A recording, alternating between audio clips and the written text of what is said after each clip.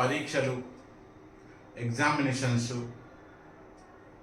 అది slip test కావచ్చు, month test కావచ్చు, క్వార్టర్లీ కావచ్చు, యాన్యువల్ కావచ్చు, ఏదన్నా కావచ్చు.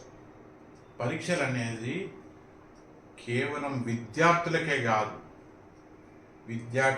విద్యార్థులకు, గర్ల్స్ అండ్ బాయ్స్కే కాదు, వారి కన్న తల్లిదండ్రులకు పెద్ద పరీక్ష కూర్చుంది. అలాగే ఆ మేనేజ్మెంట్కు, ఆ విద్యా సంస్థ యొక్క మేనేజ్మెంట్, టీచర్లను, లెక్చరర్లను, యాజమాన్యమను, మేనేజ్మెంట్ ఎవరన్నా కానీ వాళ్ళకు ఈ పరీక్షలు అనగానే వాళ్ళకు కూడా ఒక పరీక్ష. ఈ పరీక్షలు అది గవర్నమెంట్ స్కూల్ కానీ, ప్రైవేట్ స్కూల్ కానీ, ఇన్స్టిట్యూట్ ఏదైనా కానీ ప్రతి ఒక్కళ్ళకు పరీక్షలు అనగానే ఒక విధమైన టెన్షన్స్ అనేది గ్యారంటీ. ఎగ్జామ్స్ కండక్ట్ చేయడం అనేది ఈ రాసే స్టూడెంట్స్ కన్నా కండక్ట్ చేసే ఆ టీచర్లకు, ఆ స్టాఫ్కు వాళ్ళకి పెద్ద పరీక్ష. కావాలి కాసే అక్కడ టైం ఉండే ఎటువంటి డిస్టర్బెన్స్ కాకుండా కావాలి కాసే అక్కడ సెక్యూరిటీగా నిలబడే ఆ పోలీసు వాళ్ళకు కూడా ఒక పరీక్ష. ఇంకా చెప్పాలంటే ప్రతి మధ్యతరగతి కుటుంబీకునికి అనుక్షణం పరీక్షనే, ప్రతిదీ పరీక్షనే. ఎన్ని పరీక్షలు ఏ విధంగా దాటినా కూడా మళ్ళీ ఇంకో 2 పరీక్షలు రెడీగా ఉంటాయి. జీవితం అంటేనే అనేక పరీక్షలు ముప్పాయి. ఇటువంటి సమయంలో అటు చదువుకునే పిల్లలకు కావచ్చు, ఇటు కన్న తల్లిదండ్రులకు కావచ్చు, వారు నివసిస్తున్న ఇంట్లో నైరుతిలా ఉండు పశ్చిమ నైరుతిలా, సౌత్ వెస్ట్ అండ్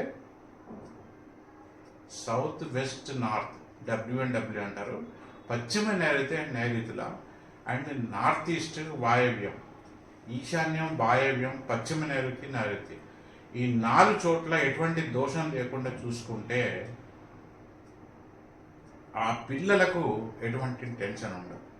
ఇక తల్లిదండ్రులకైతే ఇప్పుడు చెప్పిన ఈ ఈశాన్యం వాయవ్యం, పశ్చిమ నైరుతి కాకుండా తూర్పు ఆగ్నేయంలో కూడా దోషాలు లేకుండా చూసుకోవాల్సిన అవసరం తప్పకుండా ఉన్నది. తూర్పు ఆగ్నేయం, ఈస్ట్ సౌత్ ఈస్ట్ అంటారు ఇంగ్లీష్లో స్టైల్గా.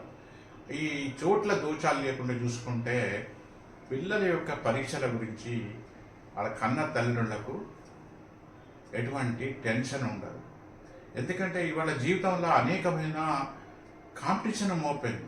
పిల్లలు చదువుకున్న తల్లిదండ్రులు ఒక విధమైన అవమానంగా భావిస్తున్నారు. ర్యాంక్ వస్తే సంతోషంగా ఉంటున్నారు, తక్కువ మార్కులు వస్తే తల్లిదండ్రులు కూడా అవమానకరంగా భావిస్తున్నారు. ఇక స్కూల్ వాళ్ళు ర్యాంకుల కోసం పిల్లలను ఎంత ఒత్తిడి కలిగేస్తున్నారో, ఎన్ని హోంవర్క్లు ఇస్తున్నారో, ఎంత చేస్తున్నారో అది భగవంతుడికి వాళ్ళకి మాత్రమే తెలుసు. ఒక విధంగా చెప్పాలంటే నేటి కాలంలో చదువుకునే స్టూడెంట్స్కు అసలు ఈ చదువు అనేది ఎప్పుడైపోతుందా అన్న ఒక ఫీలింగ్ కలుగుతుంది. కొత్త పరిచయాలు లేవు, కొత్త ఒక రిక్రియేషన్ లేదు, ఒక ఏదైనా ఫంక్షన్ లేదు, బంధువులు లేవు, ఓ ఆటలకు లేవు. ఎప్పుడు పరీక్షలు చేయబట్టి, ఏదో ఒక టెస్టులు చేయబట్టి వాళ్ళకు బాహ్య ప్రపంచంతో బాంధవ్యాలు లేకుండా ఒక యాంత్రికంగా జీవనం పడ్డాల్సింది, మెకానికల్ లైఫ్ గడుపుతున్నారు. భవిష్యత్తులో కూడా అలాగా పుట్టి పెరిగిన పరిస్థితులల్లో ఆ పిల్లలకు కూడా ఒక విధంగా మిషన్ లాగా, ఒక వస్తువులాగా, ప్రాణం ఉన్న వస్తువులాగా తయారైంది, కానీ వాళ్ళకి ఎటువంటి ఫీలింగ్స్ ఉండడం. ఇటువంటి సమయంలో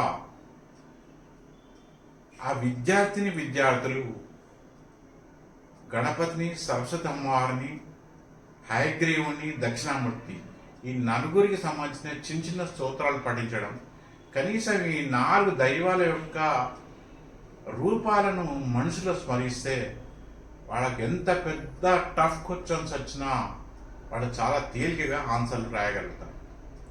చదువుకునే స్టూడెంట్స్ వాళ్ళు LKG, UKG కావచ్చు, ఒక PhD రాసేవాళ్ళు కావచ్చు, గణపతి, సరస్వతి అమ్మవారు, దక్షిణామూర్తి, ఇలా హయగ్రీవుడు, ఈ వీళ్ళందరూ తెలిసే. గణపతి ఆటంకాలు లేకుండా చూస్తాడు, సరస్వతి అమ్మవారు జ్ఞానం కలిగిస్తుంది, హయగ్రీవుడు నువ్వు చదువుకునే టైంకి గుర్తుకు తీసుకొస్తాడు, దక్షిణామూర్తితో నీకు ప్రాపర్ నాలెడ్జ్ అందేలాగా చేస్తాడు. నువ్వు చదువుకున్న నాలెడ్జ్ అనేది ఆ ఎగ్జామినేషన్లో ఉపయోగపడేలాగా చేస్తారు.